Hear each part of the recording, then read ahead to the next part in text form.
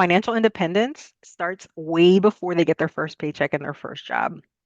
And we should not be saving money conversations for when they become adults. Children need to understand today, right? They need repeated exposure over time.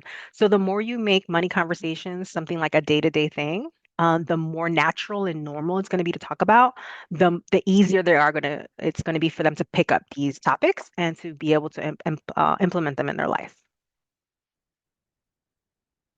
So, like I said, make money a normal conversation, right? You should normalize talking about money in your home.